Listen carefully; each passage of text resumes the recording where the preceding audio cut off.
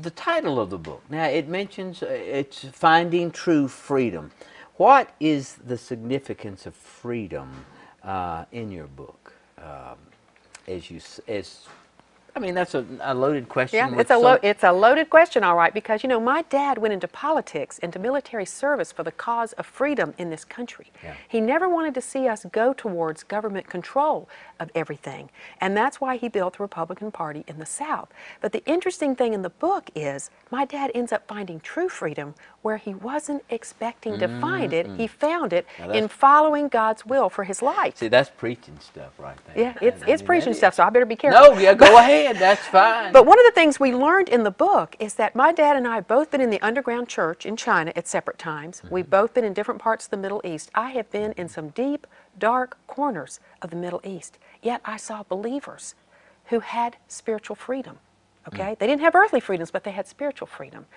And then, as you know, because you helped in this, my dad ends up spending 10 years of his life helping Romania to come to freedom after communism. But again, those people in the underground church, under communism, they had spiritual freedom. No, they didn't have the earthly freedom, but they knew Christ and His grace. And so you can know Christ whether you have freedoms or not. And so the book is a paradox of earthly and spiritual freedoms from the beginning all the way to the end. And the way it's written, it does capture anyone. I mean, someone that would be even a pagan would enjoy reading this book. Because of the history and the politics and some of the behind-the-scene things that come out that people did not know until they read the book. It's fascinating. And then, but it's a great book that would get people saved if they will read it word for word. It's a great book. I got to tell you the quick story about your daddy. We were in Romania, second time. It was November 1990. Okay, we're riding down the road and we're taking pictures. We're in a car. And there is the Romanian government, and they still had some securitate, remember.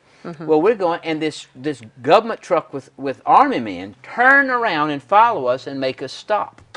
They get us out of the car. It's snowing. We're in the middle of nowhere. There was your daddy and me and John Simmons, I think, and two other people and an interpreter. We didn't know what they're saying. They just had guns. And they made us get out. And we had to put our hands up against the truck like that. And they start taking our cameras and throwing our film out of our cameras. And I'm out like this, and I said, Harry, what do we do? He said, pray. I'm scared. We're scared to death. And I thought, look, you're supposed to know what's going on here. But I always remember, you know, your dad always had not only great comebacks, but he always had such a demeanor about him in every situation. I always remember, always. And out of that, I guess that's where I found so much more interest in the book, because I could read between some of those lines, you know. Right. And you knew that here was a God-fearing man. See, I only knew your dad really after the time he really got saved. You didn't know the persecution he put me through now, did you, Benny? No, I didn't. Which is also in the book. And it was good. No, it was when I got to Romania in 1998, and I saw all that my dad's ministry had done to help the government and the churches to come to the surface after being in the underground, I was just overwhelmed by the goodness of God, and that is why I wrote the book. It was too good of a story not to tell. But when I was in Romania, the pastors asked me, they said, Miss Ginny, what was your daddy like before he became a Christian?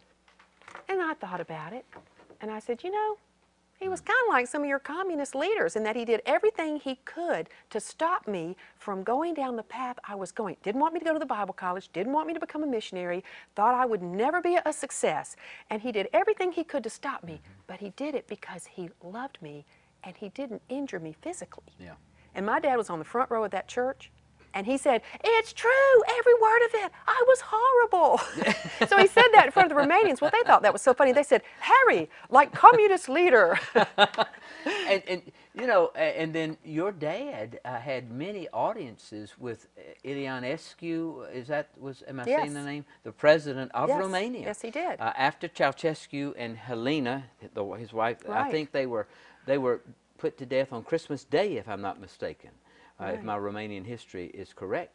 And then, of course, Laszlo Tokes, who was really in the beginning of down in Timisoara. I think that's where that was. Right, where the revolution, where the revolution took place. Right. And hearing your dad talk about all that, and then witnessing to these politicians. I mean, Iliescu was a philosopher. And a communist. Right. And the Romanians kept electing the communist. And your dad continued to witness to them. And what was so fascinating to me is they kept inviting him back.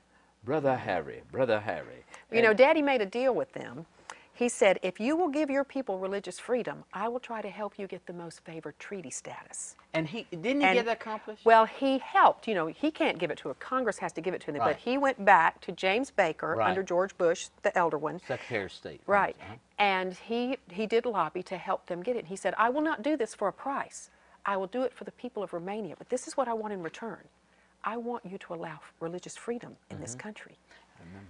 And occasionally, they would try to stop a Christian radio station or TV station from coming in, or a church from being built.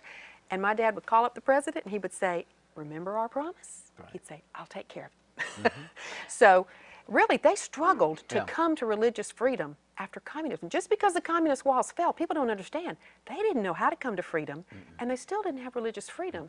So I feel like that was God's call on my dad's life, although he forbid me to be a gosh awful missionary and to go to that Bible college. The call of my dad's life was, he didn't realize it, but he was going to end up being a missionary of sorts. And he was. I mean, and you God know, has his sense of humor, doesn't he, Benny? Absolutely, he does. does. And I think about that, and I think about your mom, how, you know, she had gotten some involved. And I think about all of you, how you know, just that trickle-down effect. All right, here's a question now. If your dad were with us today, we know that the Lord took him home back in 2007. 2007. What would he think about, and you know, not trying to be politicized or trying to get into politics, but just a general question. What would he think about where the United States of America is today? I'm not talking about the leadership, or I'm not talking about anything like that. He would not be happy with us going towards government control. Yeah. Because the reason he built the Republican Party in the South was he felt that control was best at the local, state, and local level. Right. And he never wanted to see us go towards government control. And every time I turn around, they're passing one more thing that gives us more government control. And yes, our country's in a crisis right now. But my dad would say, I believe he would say, that our crisis is caused more by our spiritual problems than our political problems. Yeah. And if he were advising a president today, I believe he would say, bow with me on your bended knee, and let's ask God to help this country to bring it back to what it used to be, rather than taking God out of every aspect of our public arena. He would be very, very upset. Now, he'd be happy with some things that are happening. He would be overjoyed that Tim Scott was elected from the Charleston area as a congressman, because my dad wanted to get more African Americans involved in the Republican Party to hold office, and he opened the door for that. And here it is finally happening, a congressman from South Carolina. So he would be overjoyed at that. But it's the moral and spiritual decline of this country that would concern him the most. And one of the things my dad and I learned is that our freedoms were given to us as a blessing from God, so that we can do His will in our life, not so we can shower ourselves with every good and wonderful thing and for our own selfish desires. Our freedoms were given to us. I could have never gone to the underground church in China if I weren't free.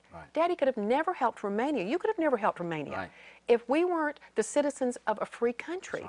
I think of all the things my dad was able to do in his ministry, it's because he was free. So I believe that keeping those freedoms in this country is very, very important, and I'm seeing a little bit at a time, we're beginning to lose our freedoms. The Romanians said to me when I was there 2 years ago, why are y'all moving towards what we came from? That's right. Because we do not want to go back to government control. And see, this is my grave concern. You and I know this, and if you are traveled around this world, you understand that. But for some reason, we have people who either are not traveling or wanting to sense or believe that. And again, I know your daddy would say the issue in America is not politics. It is not Democrat He saw that issue politics in and of issue. itself cannot save the world. Yeah, and sure. it isn't. I mean, he would say it is a spiritual issue pure and simple as that. I mean, who would have thought, to put it just in layman terms, who would have ever thought we wouldn't be calling it a Christmas tree but a holiday tree? Right. Help me, Right. Lord Jesus. I mean, Right. really and truly. I mean, We're in that day and age. I mean, I just can't imagine what your dad would say and the advice he would give. But I do think that you've captured the spirit of your dad in there, and Thank yet, you. I mean, you have, and yet at the same time, your spirit is in there as well. I mean, it is. It's definitely a father-daughter story. It is. It's a Definitely beautiful, is. beautiful story. Because my conversion came first, and through prayer, and through trying to live my life as a Christian before him. Not that I was perfect. No. But that had an influence on his life, which affected my family, which, as the Romanians say, eventually affected them. So that just shows you the multiplication process of one Young Life ministry affected one child here, who affected a father, who affected a family, who affected another country. So, you know, Christianity is a multiplication process. Yeah. And the book really shows the beautiful side of that. I'm going to let my daughter Natasha read this because, as I said, you know, she had worked for Senator Thurman in D.C. And she met your dad a couple of times when he was at church. And, you know, she would be fascinated. And you know, again, I think this is one of those good books that fathers that have daughters ought to get and pass it on. I really do. I mean, I think it's so genuine and